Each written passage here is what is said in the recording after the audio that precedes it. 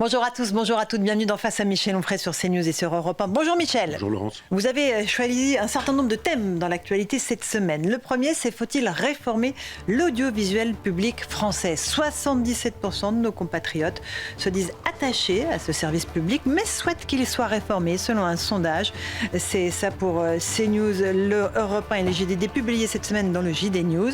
Quelles pistes sont proposées par le rapporteur Charles Along ? Pourquoi la gauche et le bloc central s'arc-boutent contre toute idée de réforme? On vous entendra là-dessus, mon cher Michel. Les deux fêtes de France. D'un côté, la Free Party, qui a rassemblé des milliers de jeunes festivaliers le week-end dernier dans un champ militaire du côté de Bourges, au mépris des interdictions et des populations locales. De l'autre, le canon français qui s'est réuni à Caen, une ville chère à votre cœur, fête populaire très critiquée par la gauche, dont certains débordements d'ailleurs ont été signalés. Deux idées de la France à vos yeux. Michel, vous nous expliquerez pourquoi. La candidature de Jean-Luc Mélenchon, le leader de la France insoumise, l'a annoncé avec solennité cette semaine. Tout est au carré, nous sommes prêts, a-t-il affirmé. Vous allez analyser la mécanique autocratique de cette désignation selon vos termes. Bruno Le Maire est de retour dans les librairies et dans l'arène politique. Un livre pour expliquer son action politique pendant 7 ans à la tête des finances du pays. L'ancien ministre de l'économie affirme que l'état profond, c'est l'Europe de Maastricht. Évidemment, ce que vous allez approuver. Mais pourquoi le dire maintenant seulement ? C'est votre interrogation, Michel Onfray. Enfin, le point philo, l'Ancien Régime et la Révolution française de Tocqueville. On y apprend et vous allez nous dire que la révolution n'a jamais eu lieu. Mais enfin, qu'est-ce que c'est que ça, Michel ? Oui, on peut le dire comme ça. On peut le dire comme ça. En tout cas, on y reviendra à la fin de l'émission. Allez, c'est parti pour Face à Michel Onfray. On commence par deux faits, deux idées de la France, peut-être, à vos yeux, Michel. D'un côté, la Free Party, de l'autre côté, le canon français. Puis on pourra peut-être aussi rajouter les débordements en marge de la victoire du PSG en Ligue des Champions et sa qualification en finale. La Free Party, donc, on parle de presque 20 000 jeunes festivaliers qui sont réunis dans l'illégalité totale dans le Cher, tout près de Bourges, sur un terrain militaire interdit aux riverains. Si vous êtes un riverain et que vous promenez votre chien dessus, vous avez une contravention. Donc ces festivaliers ont convergé de l'Europe tout entière, avec leurs énormes matériels sonos, en dévastant les lieux, en effectuant des dégradations que les agriculteurs évidemment devront payer eux-mêmes. On va écouter les arguments de ceux qui étaient présents sur ce site, des festivaliers, comme on le dit, puis après vous allez nous dire ce que vous en pensez. Ça se passe toujours très très bien parce qu'on a toujours ce formule de respect. Il y a rarement des débordements, c'est déjà arrivé, mais quand il y a des débordements, on est tous les uns pour les autres. Beaucoup de bienveillance, d'autogestion, c'est ce qui prime le plus. Ici, on est sur un terrain qui ne nous appartient pas, on n'a pas les autorisations. On va faire en sorte de toujours rendre le terrain le plus clean possible. C'est de l'autogestion, c'est un peu à chaque free party, il y a ce truc de on laisse le terrain propre. C'est un peu une règle commune que tout le monde sait. Voilà, pour ces jeunes festivaliers qui disent on laisse le terrain propre, les agriculteurs qu'on a interrogés nous disent non, vraiment ça n'a pas été le cas. Qu'est-ce que ça vous inspire, Michel Onfray ? L'indigence intellectuelle déjà, parce qu'ils sont deux à parler d'autogestion. C'est pas ça l'autogestion. Moi, si j'arrive avec 10 copains chez ce garçon là, peroxydé, et que je m'installe chez lui en disant j'ai géré ta maison, ça s'appelle de l'autogestion. Je vais utiliser ta cave, je vais prendre ton frigidaire, je vais manger ta nourriture, je vais aller dans les toilettes, je vais en mettre partout, je vais rien nettoyer. On appelle ça l'autogestion. Non, on fait pas de l'autogestion chez les autres.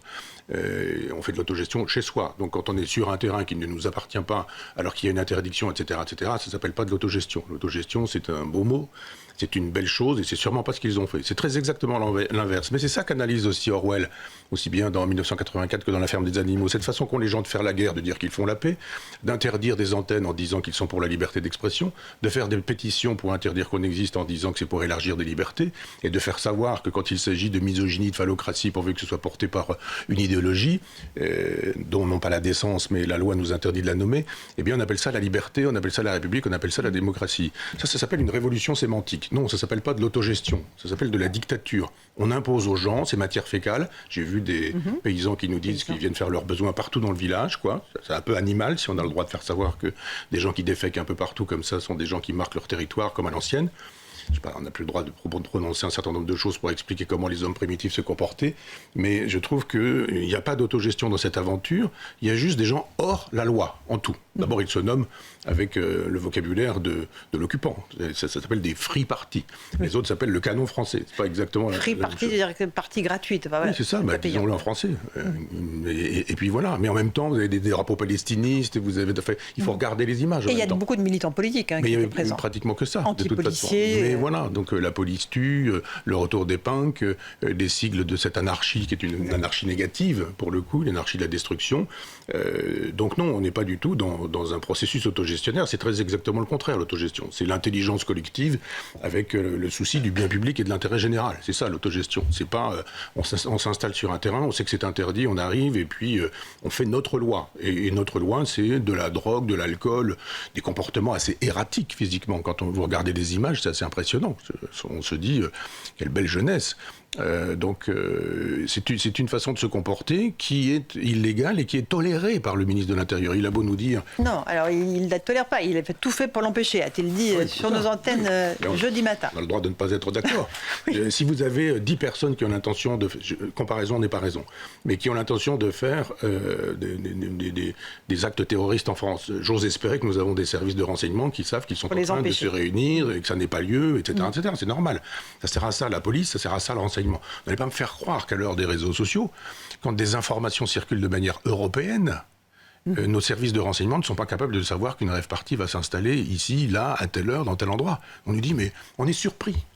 Mais c'est quoi le renseignement français ou le ministre de l'Intérieur? Organisation quasi militaire, disait Laurent Nunez. Oui, quasi militaire, mais ça veut dire quoi? Que nous ne sommes pas des commandos, ce sont des commandos. Ben oui, ben justement, on devrait être capable de savoir qui fait ce genre de choses. Enfin, moi jadis, je me souviens quand j'ai travaillé à Ouest France, jadis pour me payer mes études, on m'avait sollicité pour rentrer dans les renseignements généraux, pour donner des petites infos, ce que j'ai évidemment jamais fait. Mais je veux dire que à l'époque, il y avait des renseignements sur tout le monde dans un village. Si machin était de gauche, si bidule était de droite, si machin, je sais pas quoi. Et là, le renseignement, à l'heure où il y a des hackers, où il y a je voudrais le dire en français, mais enfin un net noir, donc un internet où se vendent des armes, maléfique. Le darknet pour le dire en anglais. Et on n'a pas, nous, de policiers ou de gens du renseignement qui sont là-dessus, qui ne sont pas capables de voir s'il y a menace de l'État, menace pour l'État, c'est-à-dire pour la République. Et le symbole aussi de cette jeunesse qui danse sur un terrain miné, où il y a des obus. Est-ce que ça vous évoque une forme de décadence ou pas, Michel Onfray? Non, parce que ça, je pense que c'est un élément de langage. C'est pas en dansant sur des obus que vous allez faire exploser l'obus. C'est plus compliqué que ça. Je veux dire, vraiment, et surtout ces choses-là qui ont un demi-siècle. Je peux comprendre que ce soit un élément de langage. Je parle au conditionnel, en disant que c'était extrêmement dangereux et qu'on aurait eu d'un seul coup tous ces fêtards, et pas teufeurs, mais tous ces fêtards puissent dire « Ah, s'il y a des obus, on n'y va pas ». Non, c'est pas du tout le... Au contraire. Pardon ? Au contraire. Au contraire, oui, non, mais de toute façon, c'était choisi pour des raisons stratégiques. Terrain militaire, dans le genre la police tue et l'armée aussi, et puis on s'en vient vous faire... là encore, je pèse mes mots, je ne voudrais pas être grossier ou je ne voudrais pas être vulgaire, mais on s'en vient me provoquer, disons-le comme ça. Provoquer la police, l'armée, le ministère de l'Intérieur, qui ne fait rien.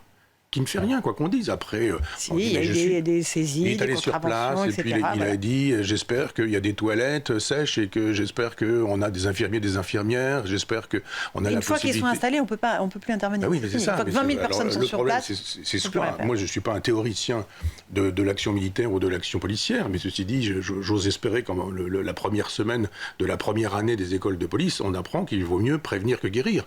Et que pour le coup, il vaut mieux que cette fête n'ait pas lieu, plutôt qu'elle ait lieu. Et maintenant, quand elle a lieu, évidemment, vous allez dire, on fait quoi? Et si on a dit 40 000, on a dit 17 000, mais enfin, s'il y a autant de personnes et autant de voitures et qu'on a laissé toutes ces voitures venir, moi j'habite en Normandie, je sais ce que c'est qu'un village de campagne. Et quand vous avez 40 000, enfin on dira 20 000, j'en sais rien, mais 20 000 personnes qui arrivent, on dira que ça fait quoi? 10 000 voitures 10 000 voitures qui convergent dans un même endroit avec un camion qui amène toutes ces choses-là et le ministère de l'Intérieur n'est pas capable de savoir que ça va avoir lieu.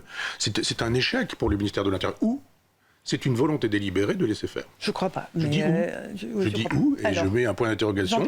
Mais je veux dire, je vous assure que si ça avait été un rassemblement de gilets jaunes, ça ne se serait pas passé comme ça. Alors, il y a eu combien d'œils arrachés, d'œils éborgnés, de mains arrachées là? Rien. Quand il y a eu des gilets jaunes, il y en a eu. Là, on savait que les gilets jaunes, ils étaient là, ils se déplaçaient ici. On était capable de mettre des blindés pour les empêcher d'arriver sur la route. Souvenez-vous, les blindés pour empêcher les tracteurs de venir aussi à une époque. Récemment aussi. Oui, mais on Des s'est arrêté des tracteurs, on s'est pas arrêté des voitures. On s'est empêché des mouvements de rassemblement pacifiques de paysans, d'agriculteurs. On s'est empêché des rassemblements pacifiques d'abord, avant que Mélenchon et ses copains ne fassent de telle sorte que le mouvement soit récupéré à Paris, mais je veux dire sur les ronds-points. Et là, on savait envoyer la police, on savait envoyer la gendarmerie. Il y a eu des blindés contre le peuple. C'est vrai. Il n'y a pas eu de blindés contre les... C'est cette fête-là, la première, voilà. cette Free Party dont on a parlé à Bourges dans le Cher. Et puis il y a eu l'autre type de fête, qui est celle du canon français. 100e banquet de ce type en Normandie, chez vous, à Caen. Environ 5000 participants venus de la France tout entière. Visiblement, le ministre de l'Intérieur nous a dit qu'il y aurait eu des propos racistes qui auraient été tenus après ce banquet dans les rues de Caen. Il y a des investigations qui sont en route. On va juste voir que la gauche est arc-boutée contre cette manifestation du canon français. On va écouter le cofondateur, Pierre-Alexandre Deboisse. En fait, si vous voulez, nos banquets sont sécurisés. Nous, on met en place un service de sécurité privée avec des SIAP, des ADS, des agents de sécurité. Donc, s'il y a une personne qui se comporte mal, nos agents de sécurité vont les exclure. Et puis, si c'est assez grave, nous, on sera les premiers à porter plainte. Mais bon, pour l'instant, nous, on n'a pas porté plainte. Et il n'y a pas de personne qui se soit sentie agressée dans nos événements. On essaie de les sécuriser parce qu'on essaie d'être responsable aussi des gens qui viennent dans nos fêtes. Voilà, on est sur CNews et sur Europe 1 en face à Michel Onfray.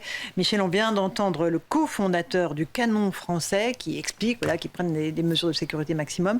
Et ça, le fait que ce type de banquet-là soit à ce point-là ostracisé, ça vous choque par rapport à la Free Party dont on a parlé juste avant ? Oui, parce qu'elles sont volontairement les premières illégales. Moi, je serais pour qu'il y ait des rave parties, disons-le comme ça, ou des free organisés avec l'État.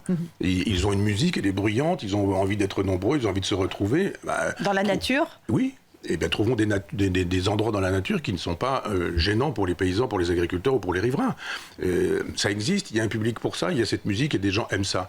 Eh bien, qu'on travaille avec le ministère de l'Intérieur, avec les préfectures, pour dire où pouvons-nous trouver un endroit qui soit susceptible d'être loué et qui puisse permettre... Voilà, moi, j'ai rien contre ces fêtes-là. J'ai contre cette façon de dire qu'on ne respecte pas les gens à côté, le travail des agriculteurs. Les agriculteurs, ils ont des terrains ravagés. Bon, alors là, on est sur un terrain militaire, mais les agriculteurs, sinon, ils sont sur des terrains ravagés. Ils ont planté éventuellement, absolument. Ils ont semé, ils ont planté, il faut tout refaire. Et le canon français, alors pourquoi est-ce que ça dérange tellement ce canon ? Ça dérange parce que ça s'appelle français, et puis parce que ça s'appelle canon français, mais oui, bien sûr. Et, je veux dire, c'est 80 € l'entrée, c'est pas rien. Il y a un geste militant de la part de gens qui viennent dans des endroits où ils veulent faire une fête joyeuse, je vais dire une fête joyeuse. Ils ne sont pas obligés d'être ivres-morts, ils ne sont pas obligés d'être camés, on n'a pas besoin d'avoir des infirmiers, des infirmières sur place parce qu'on a des gens qui sont dans un état critique pour avoir à gérer des substances diverses et multiples. Et il peut effectivement y avoir des consommations de boissons, et je sais bien que l'alcoolisme, ça existe, mais on n'a pas besoin de ce genre de choses. Vous allez pouvoir trouver évidemment dans un banquet où il y a 4200 personnes. Vous allez évidemment, où on sert de la charcuterie, ça il ne faudrait pas. On nous a fait savoir que c'était discriminant et que ça contredisait le vivre ensemble, le fameux vivre ensemble. Et vous n'êtes pas obligé de vous arsouiller. Tous les gens qui sont sortis de cette fête n'étaient pas ivres-morts. Et il y en a dans ma rue, moi à Caen où j'habite, et qui sont ivres-morts et qui ne sont pas allés dans cet endroit. Et j'en vois même passer certains au moment d'un certain nombre de fêtes d'étudiants. Je vous assure qu'il y a beaucoup probablement d'électeurs de la France insoumise et qui sont alcoolisés, qui sont ivres-morts et qui urinent et qui font des comas éthyliques. Et Caen est une ville remplie d'urine, remplie de vomi quand il y a la fête des étudiants pendant une journée. Non, mais on le sait. Et ça se passe comme ça. Donc, mais là, la gauche veut quasiment interdire le canon français. Mais oui, évidemment. Très clair. Et les filles... Elle veut interdire tout ce qui n'est pas elle. C'est pas compliqué, c'est les intellectuels, les philosophes, les penseurs, les écrivains, les éditeurs, les maisons d'édition, les journaux, la presse, CNews, etc., etc. Tout ça doit disparaître. Ils ont le monopole, mais un monopole total. Et sur ce monopole total, il y a un groupe Bolloré, disons-le comme ça pour aller vite, qui dit on peut dire autre chose et autrement. Et là, on dit le fascisme ne passera pas, le nazisme est de retour, c'est tout de même inadmissible. Au nom de la liberté, supprimons tout ça. Mais laissez faire. Ça s'appelle la gauche, ça, jadis. C'était la possibilité, on a toujours cité ce fameux mot apocryphe de Voltaire, mais enfin la possibilité de dire ce qu'on veut, quand on veut, comme on veut, pourvu que ce soit dans la loi. Ouais. Et maintenant, on fabrique une loi qui vous interdit même de dire un certain nombre de choses qui sont justes. Je vais pas dire des choses justes, mais je sais qu'on m'interdit de dire des choses justes parce que c'est interdit que ce soit dit. Mais laissez faire les gens. S'ils veulent aller dans une rave party, ils vont dans une rave party, pourvu que ce soit sur un terrain qui aura été concédé par des gens ou prêté ou loué ou je ne sais quoi. Et j'ai rien contre ça. Et puis laissez faire les gens qui veulent aller au Canon français. Voilà. Et puis si vous voulez manger de la charcuterie, vous mangez de la charcuterie. On ne va pas fermer toutes les charcuteries françaises sous prétexte qu'elles sont exclusives et pas inclusives. Moi, il y a des choses que j'aime, des choses que je n'aime pas, des choses que je mange, des choses que je ne mange pas. J'irai pas dans des magasins où on vend des trucs que je ne mange pas et je ne demanderai pas l'interdiction de ce magasin. Mais ce sont deux idées de la fête différentes, donc deux idées de la France différentes pour vous, ou c'est la même France, Michel ? Je pense que dans les fameuses free parties, on est là pour se perdre. Dans l'alcool, dans l'ivresse, dans la danse, dans une espèce de transe égotiste et narcissique. Et que là, c'est très exactement l'inverse, on est là pour se retrouver. Vous avez vu, il y a des hollas, il y a des gens, il n'y a pas de hollas dans les free parties, ils sont incapables d'en faire. Je ne suis jamais allé, Michel. Non, mais j'ai vu des images, moi non plus. Mais je veux dire, chacun il y a une espèce d'abrutissement devant des décibels qui sont absolument incroyables. Ça s'explique. Michel Maffesoli a fait une analyse magnifique de ces choses-là il y a plein d'années. Il parlait des tribus. Le mot est difficile à utiliser aujourd'hui, mais il appelait ça le retour des tribus, il appelait ça le retour de Dionysos, et c'était bien vu et c'était bienvenu. Il faut toujours lire ce que Michel Maffesoli a écrit sur le retour des tribus à cette époque-là. Je veux dire, ça fait 30 ans qu'il écrit ça. Parce qu'effectivement, il y a une espèce d'autisme dans des endroits où on est là, on voit physiquement des gens qui sont en état de transe devant des immeubles de haut-parleurs, alors que là, vous avez des gens qui chantent des chansons de Sardou, des chansons françaises, des chansons de Sardou, des chansons de Michel Delpech. C'est fasciste, Michel Delpech. C'est un des grands poètes populaires, Michel Delpech. On pourrait reprocher certaines chansons à Michel Sardou, mais par exemple... Mais on le fait pas. Non, mais à un moment donné, il fait l'éloge de Lénine. Il y a quand même une chanson de Sardou, il dit... Vladimir Ilitch. Bah oui... Non, je ne suis pas sûr qu'on ait besoin du retour de... Mais il a le droit de chanter ça, Michel Sardou. Michel Delpech, bon sang, c'est quelqu'un qui a fait des chansons populaires, qui a fait une poésie un peu à la Prévert, enfin des choses simples, modestes, délicates, élégantes, très populaires. Tout le monde a ça dans les oreilles. Vous chantez ça, de la chanson française, de la charcuterie, et pas que de la charcuterie, mais des produits locaux. C'est aussi ça le problème. Ces gens-là, ils préfèrent manger du quinoa qui vient d'Extrême-Orient plutôt que de manger des saucisses. Mais admettons que les saucisses ne soient pas inclusives, mais manger du poulet, par exemple, si on veut, un poulet qui aura été produit en Normandie. Ça permet aux producteurs locaux, je parle de Caen là pour le coup, mais c'est partout ailleurs, c'est dans leur charte, de faire travailler des artisans qui ne travaillent pas. Donc en temps normal, parce qu'ils sont détruits par notamment le Mercosur. Et donc il y a deux façons de faire la fête. L'une qui est totalement égotiste, autiste, il ne faut pas utiliser le mot non plus, mais égocentrée. Et puis de l'autre côté, une autre qui est vraiment festive. Tout le monde est là, où ça danse, où ça chante, tous les gens sont contents, ils sont heureux, ils font un certain nombre de gestes. Et on a même eu quelqu'un de France Inter qui a stigmatisé l'ébauche d'un geste qui ressemblait à un salut nazi. C'est quand même pas mal, l'ébauche d'un geste qui ressemblait à un salut nazi. Ça ne s'appelle pas un salut nazi. C'est-à-dire aujourd'hui, si vous faites bonjour à quelqu'un, vous arrêtez l'image et vous dites, regardez, il a fait un salut nazi. Je rappelle que le nazisme, ce sont 6 millions de juifs qui ont été exterminés dans les chambres à gaz et dans des camps de concentration. Donc il faut arrêter de voir des saluts nazis partout. Et si vous avez quelques alcoolisés dans les rues de Caen, et il y en a toutes les semaines, au moins 2 ou 3 soirs par semaine, ce ne sont pas tous des gens qui sont allés au Canon français. Et si vraiment on veut faire des tests, et puis après des tests politiques, parce que le problème c'est que si on a fait comme en Chine, si vous voulez des reconnaissances faciales, vous êtes allé un jour au banquet français, au banquet... Au Canon français, eh bien, quoi que vous alliez dire ou faire par la suite, ce sera fasciste, ce sera nazi, ce sera d'extrême droite. Et vous aurez toujours des gens qui vous conduiront au tribunal. Dernier aspect que je voulais aborder sur la fête que l'on évoque depuis le début de l'émission, c'est ce qui s'est passé après le match PSG-Bayern Munich, qui a qualifié les Parisiens pour la finale de la Ligue des Champions. Il y a eu des débordements dans Paris, évidemment des forces de l'ordre agressées, évidemment des dégâts matériels, évidemment des jeunes qui sont venus sur le périphérique, évidemment des arrestations, des interpellations. On écoute le ministre de l'Intérieur, Laurent Nunez, qui était notre invité cette semaine. Je condamne évidemment ces débordements, qui deviennent malheureusement habituels, les soirs de victoire du Paris Saint-Germain, puisque nous sommes à Paris. Mais est-ce qu'on doit s'habituer justement? Non, on ne s'habitue pas à ça. On ne s'habitue pas à ça. Je les condamne extrêmement fermement. Vous avez toujours des centaines d'individus qui créent ces débordements à l'issue des festivités, même pendant les festivités, et qui cherchent à s'en prendre aux forces de l'ordre. Évidemment, on ne peut que condamner ces débordements, mais ce qui est important, c'est la réponse policière qui est apportée systématiquement. On intervient systématiquement. Ils ont essayé de bloquer le périphérique, ils en ont été empêchés. Chaque fois qu'il y a eu des tentatives de dégradation de pillage de commerce, ils en ont été empêchés. Il y aura toujours cette réponse de grande fermeté.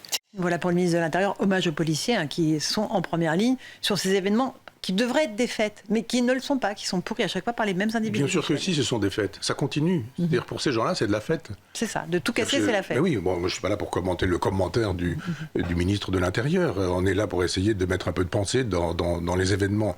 Ce sont des fêtes bachiques, ce sont des fêtes orgiaques. Enfin, il n'y a probablement pas beaucoup d'alcool dans cette aventure, peut-être un peu plus de pétards ou d'autres substances, ou même des fameux gaz prétendument hilarants. Mais c'est une partie de la fête, la destruction.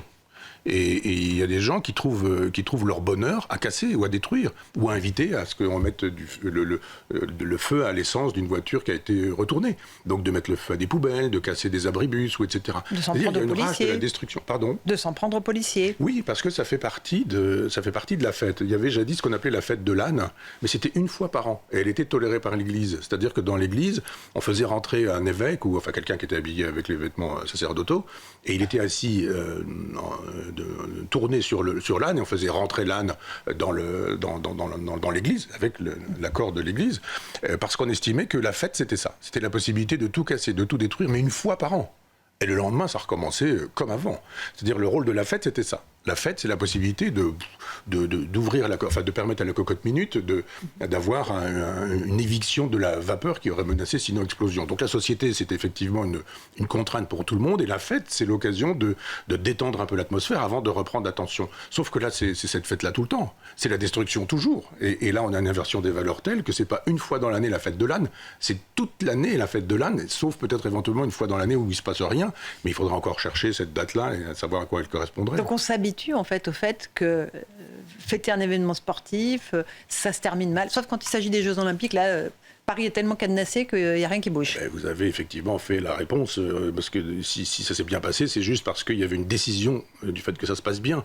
C'est pourquoi je vous dis qu'il y a parfois une tolérance, et une force avec les faibles et une faiblesse avec les forts, que certains ont des blindés devant eux quand ils veulent se manifester, et que d'autres ont la visite un peu plus loin du ministre qui s'en vient voir si tout se passe bien. Donc c'est pas exactement la même chose. Mais de fait, il faut pas que les prétendues fêtes soient des occasions de détruire ce qui fait la République. C'est-à-dire que jadis, il y a eu la fête de la Fédération, un an après le 14 juillet 1789, c'était normalement ça. La date de naissance de la Révolution française, pas seulement la prise de la Bastille en 89, mais la possibilité, aussi bien pour le roi que pour les révolutionnaires, de se retrouver à une même fête, sans se détruire. C'est pourquoi il y a si peu de choses sur la fête de la Fédération pendant la Révolution française. Mais ça, c'est la vraie fête. C'est la possibilité pour tout le monde de se retrouver, et pas seulement des fêtes identitaires. Il y a des fêtes identitaires où parfois on se dit peut-être certains ont choisi le cochon pour être sûr que d'autres ne s'y trouvent pas, et puis d'autres ont choisi le pétard pour être sûr que d'autres ne s'y trouvent pas non plus, ou le drapeau palestiniste, ou ce genre de choses. Et je dis palestiniste et pas palestinien.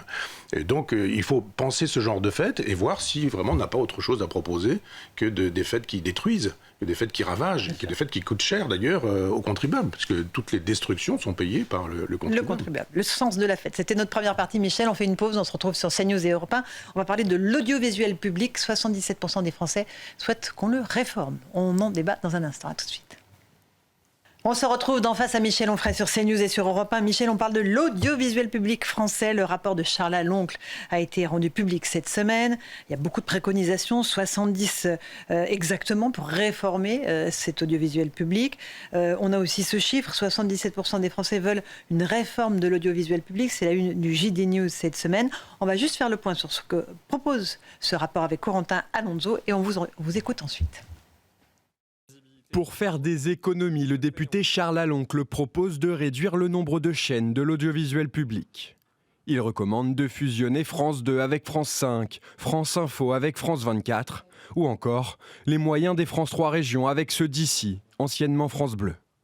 Concernant les programmes, le député UDR souhaite interdire les émissions de télé-réalité sur le service public. Il propose également de réduire le budget des sports d'un tiers tout en conservant la diffusion des grandes compétitions sportives. Le rapport contient également la réduction de 75% du budget jeux et divertissement.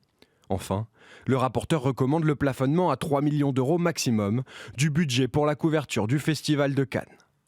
Dès la publication du rapport, le Premier ministre Sébastien Lecornu a réagi sur son compte X. Disons-le clairement, ce rapport passe malheureusement à côté de l'essentiel. C'est une occasion manquée, car la seule vraie question est celle de la vision pour l'avenir. C'est à partir de ces réponses que doivent être posées les questions de format, de moyens, d'organisation.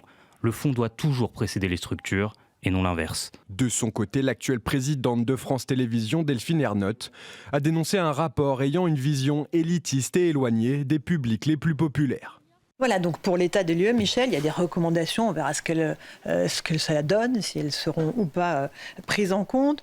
Et il y a ces Français, donc les 2/3 des Français, qui veulent une réforme de l'audiovisuel public, tout en aimant l'audiovisuel public. Là, il ne s'agit pas de la privatisation, parce que le rapport ne propose pas la privatisation, ce que fait par contre le Rassemblement national. Qu'est-ce que vous pensez de ce rapport et de ce qu'il dit, Michel Onfray ?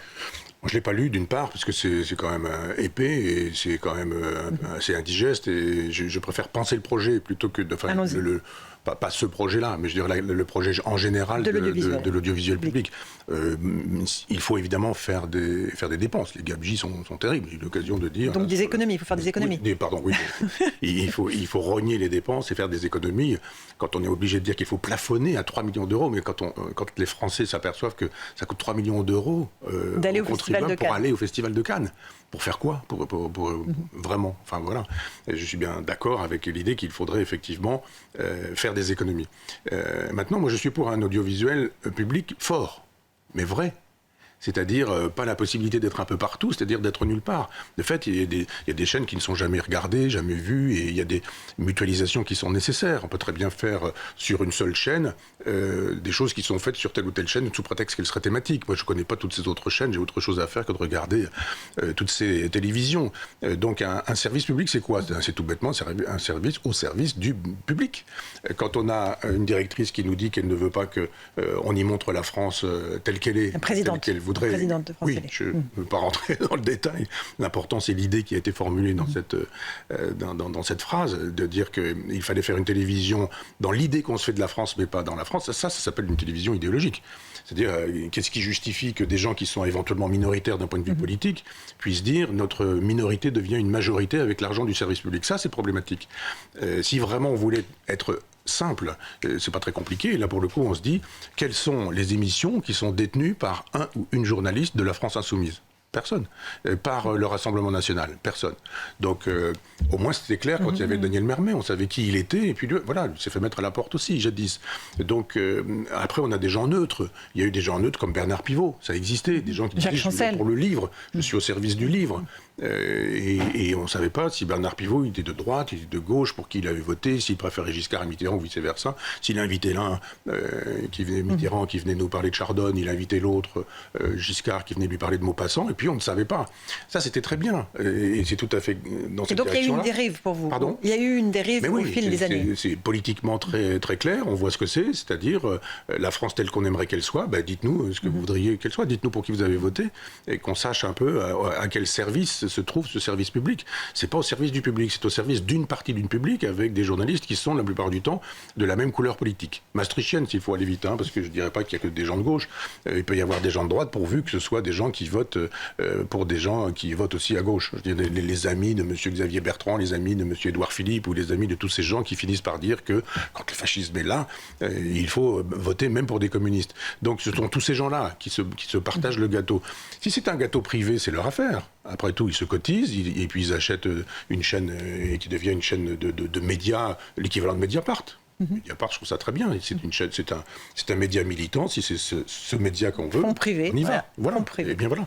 On privatise pas le service public, mais on fait du service public un service public, c'est tout.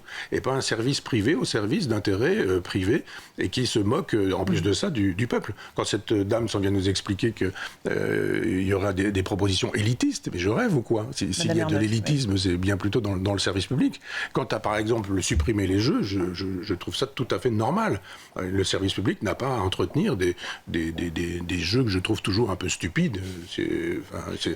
Quel est le prénom de Victor Hugo ? Victor, vous avez gagné 10 000 euros. Parfois, c'est plus compliqué que ça, Michel. Ouais, enfin, vous exagérez, vous ne regardez pas beaucoup les jeux. Non, et ça me consterne à chaque fois que mais est-ce que tout ça n'est pas la démonstration que la gauche a le magistère moral sur les élites intellectuelles, culturelles de ce pays ? Et alors, on en revient à De Gaulle, parce que vous nous l'avez souvent expliqué dans cette émission, que De Gaulle a laissé aux communistes, finalement, tout ce pan de la culture. On va d'ailleurs écouter une archive dans un instant de Charles de Gaulle.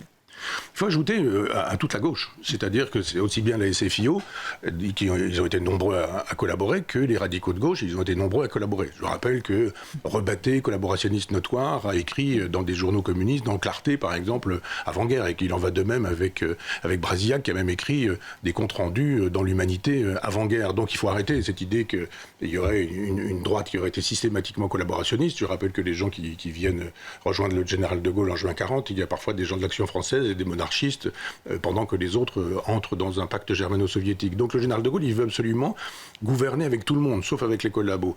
Et il laisse effectivement la culture à cette gauche-là, qui réécrit un récit national. Et avec l'aide de Malraux. C'est-à-dire que d'un seul coup, René Clément, avec l'argent de la CGT, fabrique la bataille du rail pour nous expliquer que la CGT a été résistante dans le chemin de fer. Elle l'a été, après le pacte germano-soviétique. Donc si vraiment De Gaulle avait fait de l'histoire à ce moment-là, ça aurait été problématique de gérer la France. Ça n'a pas été, il ne l'a pas fait. Mais les intellectuels ne l'ont pas fait. Non. Et on aurait attendu des intellectuels qui le fassent. Par exemple, pardon. On va juste écouter le général, sinon on n'aura pas le temps, on a beaucoup de choses encore à faire. Il disait la culture domine tout, c'est la condition sine qua non de notre civilisation. Oui. Merveilleux, on l'écoute. Encore une fois, la culture domine tout. Elle est la condition sine qua non de notre civilisation d'aujourd'hui, comme elle le fut des civilisations qui ont précédé celle-là. Je me félicite encore une fois d'être venu parmi vous. J'en emporterai d'abord, au point de vue général, le sentiment d'une création et l'évidence d'une innovation, par conséquent quelque chose d'émouvant et d'encourageant au possible. Bien entendu, j'en retirerai aussi quelques conclusions pratiques sur ce qu'il y a lieu que l'État continue de faire pour la culture française en général et pour ces maisons de la culture en particulier. Il faut en créer d'autres. Un certain nombre a été prévu par notre 4e plan, d'autres le seront par notre 5e. Il faut faire aussi, sans doute, un centre national de diffusion culturelle pour que tout ce dont nous disposons puisse se répandre et être vu, entendu, connu par le plus grand nombre possible d'hommes et de femmes de chez nous. Voilà le général de Gaulle en 1965 à Bourges. Et on voit derrière, je le dis pour nos auditeurs, André Malraux, la culture domine tout. Évidemment, vous êtes d'accord, Michel Onfray? Oui. Et c'était une époque où le ministère de la Culture avait été fait pour conduire le peuple au chef-d'œuvre. Les chefs-d'œuvre sont là où ils sont. Et on conduit le peuple jusque-là. Et puis après, avec Jacques Lang, on n'a pas eu ça. On descend la culture jusque-là où vous êtes. Et si vous aimez la BD, si vous aimez le rock, si vous aimez la cuisine, et j'aime la cuisine, etc., ça devient de l'art. Et puis finalement, c'est à peu près la même chose que d'avoir une toile de Matisse et puis une paire de chaussures d'un grand couturier. Tout ça se discute. Je ne suis pas contre tout ça. Si on fait ça et qu'en même temps, on met le chef-d'œuvre à disposition du plus grand nombre, alors on fait véritablement son travail. Je rappelle que nous parlions tout à l'heure du service public et qu'il y avait un service public à l'époque du général de Gaulle où vous aviez des Claude Santelli, des Claude Barma, des Marcel Bluval ou des gens comme ça, qui tous étaient communistes. Tous.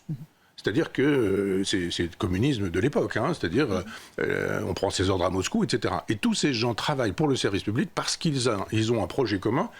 J'ai souvent dit ça, mais Marcel Bluval, par exemple, c'est de faire de telle sorte que le Don Juan de Molière puisse être mis à la disposition du plus grand nombre. Et on a Claude Brasseur, on a Michel Piccoli, par exemple, qui joue Don Juan. Le texte est respecté et on est dans une reconstitution de l'époque historique de Molière, plus que pour Tirso Molina.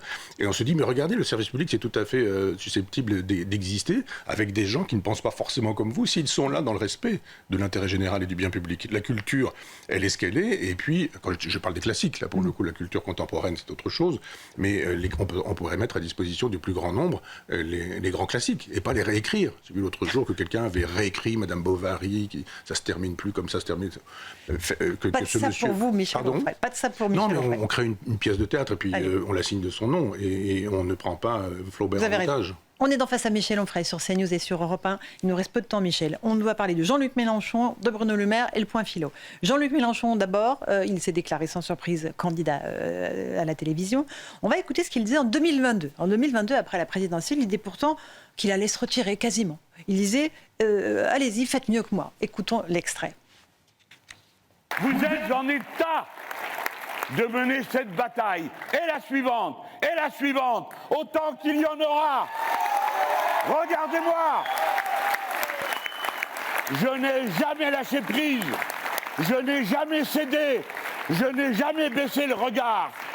Et c'est de cette façon-là que nous avons construit cette force. Alors maintenant, c'est à vous de faire. Les plus jeunes vont me dire, eh bien, on n'y est encore pas arrivé. C'est pas loin, hein. Faites mieux. Merci. Faites mieux. Personne n'a fait mieux, évidemment, c'est lui qui se représente pour la 4e fois. Non, je ne suis pas étonné du tout. Si on fait une histoire de Jean-Luc Mélenchon, il y a tout et le contraire de tout sur des choses essentielles. On peut varier sur un certain nombre de choses. Quand il s'est passé 20 ans, 30 ans, 40 ans, on peut dire des choses différentes aujourd'hui sur qu'il y a 40 ans. Je dirais 40 ans, vous ne pourriez pas dire grand-chose sur l'intelligence artificielle ou sur la gestation pour autrui. Donc, mais sur des choses majeures, pour ou contre Maastricht, pour ou contre l'Europe, pour ou contre la laïcité, pour ou contre le gaullisme, pour ou contre la France, c'est quand même majeur. Ça, ce sont quand même des gros changements. Et le vieux mâle blanc, hein, j'utilise leur vocabulaire, hein, c'est pas qu'on le lui reproche, plutôt que de me le reprocher, c'est lui qui parle des vieux mâles blancs de plus de 50 ans, et il dit, bon ben voilà, j'ai fait mon temps, maintenant allez-y vous les jeunes. Mais non, des années après, il recommence en disant, non c'est moi. On a bien cherché tous ensemble, moi-même et mes copains, mes 3 copains. Il n'y a personne. On a voté ensemble, ils étaient 3, et il y a eu une majorité sur mon nom, donc bon, j'y vais, parce que je suis le mieux placé, je suis le mieux préparé, je suis le plus intelligent, je suis le plus brillant, je suis le plus doué de ma génération, etc. Bon, on dit il fait monter des gens, mais il fait monter des gens comme il fait monter la jeune garde, c'est-à-dire oui, il y a des gens qui sont là pour dire du bien de Jean-Luc Mélenchon, mais il dit pas moi qui fais l'éloge du métissage, moi qui fais l'éloge qu'il déteste la blanchité, qui fait savoir que dès que je vois des blancs, je suis mal en point. Et il a dit ça jadis en parlant des Normands qui étaient tous des alcooliques quand ils sont arrivés, mais qu'il laisse sa place à quelqu'un, je ne donne pas de nom, hein, je ne vais pas avoir d'ennui encore avec la justice, mais qu'il donne sa place à des gens qui ne sont pas blancs, qui ne sont pas hommes, qui ne sont pas français, qui ne sont pas, etc., etc. Et puis là, il sera cohérent et qu'il passe la main véritablement. Et la France dont il veut qu'elle soit créolisée, qu'il y mette quelqu'un de créolisé à la tête de son propre parti, déjà pour commencer. Mais non, c'était un propos autocratique, c'est un parti dans lequel il n'y a pas d'adhérents, il y a juste des gens qui disent oui, s'ils ne disent pas oui, ils sont mis à la porte. Et on a des Ruffin, on a des Garrido, on a des Corbière qui après veulent tous être président de la République, mais qui sont mis à la porte juste parce que peut-être ils n'ont pas levé la main en même temps que tous les autres. Michel, on va parler de Bruno Le Maire, qui est de retour dans les librairies et dans l'arène politique avec un livre qui s'appelle Le temps d'une décision. Il revient sur les 7 ans qu'il a passé au ministère de l'économie. Il s'est exprimé dans le Figaro Télé. Il estime que l'état profond, c'est l'Europe de Maastricht. On va écouter le petit extrait et je vous fais réagir. Je cite d'ailleurs Christine Lagarde qui me l'avait dit lorsque j'avais protégé les entreprises, les salariés, notre industrie, nos commerces, nos hôtels, nos restaurants. Elle avait dit c'est la bonne décision. Mais tu vas voir, tu auras beaucoup de mal à en sortir. Et elle avait raison parce que pour beaucoup d'entre nous, notamment pour toutes les oppositions, une nouvelle dépense publique, c'est un acquis social, donc il n'est pas question de les retirer. Et le deuxième problème, pour bien établir le diagnostic, qui est le problème fondamental, c'est le poids de l'État-providence et des retraites dans la dépense. À partir du moment où vous avez une dépense sociale qui ne cesse de progresser, une dépense des retraites qui pèse aussi lourd sur ceux qui travaillent, vous avez une dette qui s'accumule et dont on ne sort pas. Il n'y aura pas de règlement du problème de la dette si nous ne repensons pas l'État-providence et le financement du régime des retraites. Qu'est-ce que vous pensez de ce que dit Bruno Le Maire ? D'abord que le général de Gaulle avait raison de parler du régime des partis. Dès que vous êtes dans un parti, que vous êtes tenu par un parti, vous n'avez plus de cerveau. Vous en avez un, c'est le patron du parti, et vous devez penser comme lui, sinon vous n'avez pas de place dans le propre parti. Et puis dès que vous n'êtes plus dans un parti, ou du moins dès que vous n'avez plus de fonction officielle, ou que vous avez été évincé d'un poste de ministre, ou de la possibilité d'avoir un nouveau poste, alors là vous retrouvez votre intelligence. Et quand vous retrouvez votre intelligence, vous dites des choses intelligentes. Et là, il dit des choses intelligentes. Je me souviens, sur votre plateau, c'est vous qui m'aviez reçu à l'époque, on avait fait à Front Populaire un numéro sur l'État profond, Il y avait quelqu'un qui est toujours d'ailleurs chroniqueur sur CNews qui avait dit prototype du propos complotiste avec votre petit chat qui joue avec le monde, on a un propos antisémite caché, vous êtes un antisémite caché, etc. Bon, formidable. Mais il a dû nous lire, monsieur Bruno Le Maire, et j'en suis très heureux. Il fait savoir à peu près partout qu'il est très ami avec Michel Houellebecq, mais Michel Houellebecq dit aussi ce genre de choses sur l'Europe, sur Maastricht, sur etc., etc. Pourquoi ces gens-là n'ont pas le courage, quand ils sont là où ils sont, de le dire ? Ça aurait eu beaucoup plus de poids, je dirais, quand il était ministre, de dire ce genre de choses et de dire il faut que ça change. Et puis de dire si ça ne change pas, je m'en vais. C'est un peu le reproche qu'on peut faire aussi à Bruno Retailleau, qui part quand on le met à la porte d'une certaine manière, ou quand on aimait c'était lui apparemment qui est arrivé au pouvoir sans qu'il ait souhaité que ça se... Là on voit encore tout ça, le jeu des partis. Intérêt général, bien public, toujours le général de Gaulle, c'est bon pour la France ou c'est pas bon pour la France? Est-ce que cette Europe de Maastricht c'est bon pour la France ou c'est pas bon pour la France? Quand on nous fait savoir que c'est un État profond, on nous fait savoir que c'est l'État profond qui gouverne et que c'est pas l'État français qui gouverne en France. Moi je trouve ça majeur que la chose soit dite. J'aimerais bien maintenant qu'il fasse un livre là-dessus, s'il veut s'exprimer à Front Populaire pour dire en long, en large et en travers pourquoi l'État maastrichtien est un État et l'État profond qui gouverne en lieu et place de l'État républicain. Je me réjouis de ce genre, je me réjouirai, pardon. L'invitation est lancée à Bruno Le Maire pour Front Populaire. Le point philo, Michel, l'Ancien Régime et la Révolution française de Tocqueville. Donc pour vous, la Révolution n'a pas eu lieu, c'est ça? Oui, on peut dire ça parce que c'est... En forme de boutade. Oui.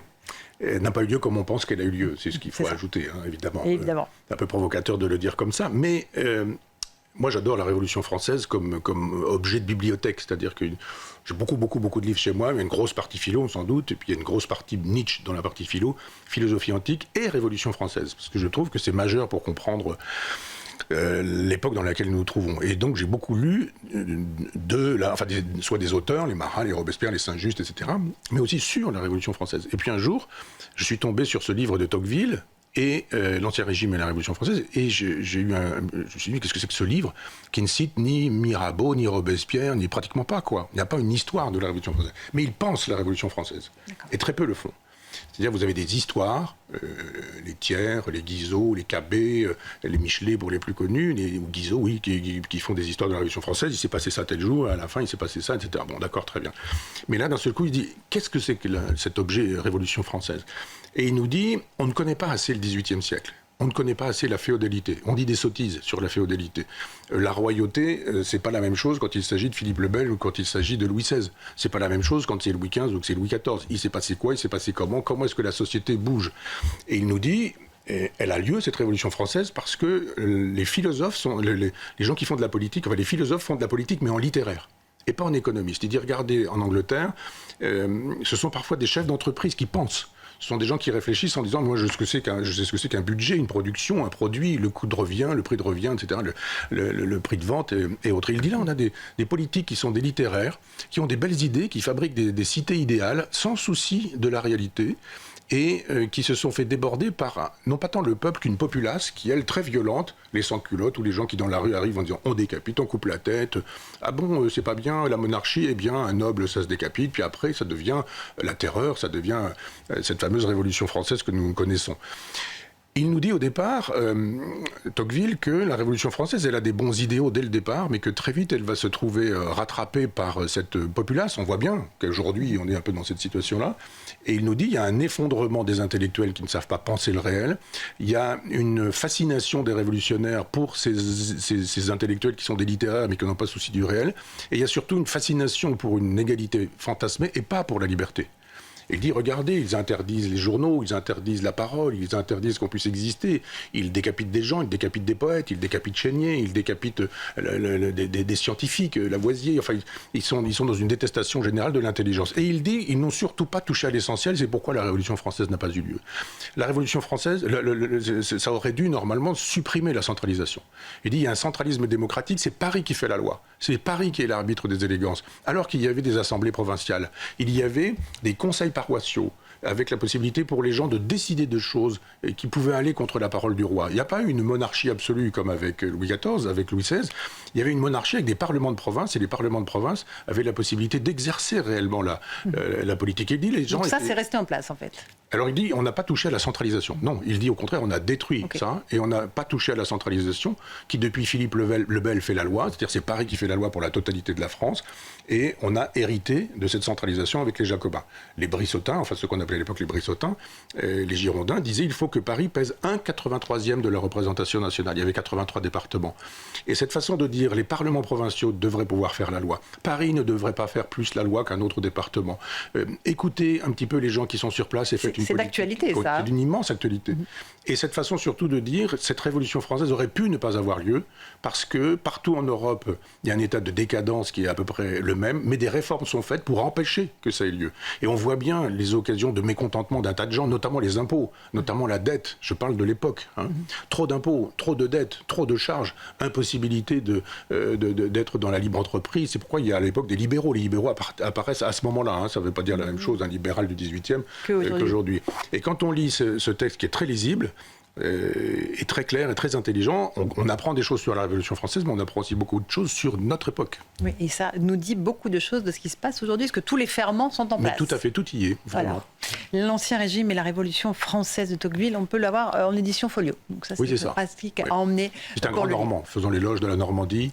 Évidemment, Michel. Il était un élu du département de la Manche, et chaque semaine, quand je prends le train, je sais que le train Paris-Cherbourg, on le lui doit, parce qu'il a beaucoup travaillé à ça. Faut lire ses souvenirs aussi, qui sont des textes. Moi, j'aime pas beaucoup La démocratie en Amérique, qui est un livre assez pénible à lire, et il aurait pu faire 400 pages de moins. Mais si on lit l'Ancien Régime et la Révolution française, ou les souvenirs, là pour les gens qui voudraient des choses beaucoup plus faciles d'accès, qui racontent 1848, c'est très bien écrit, et c'est très lisible aussi pour aujourd'hui. Merci Michel, c'était une super émission sur CNews et sur Europe 1 la semaine prochaine.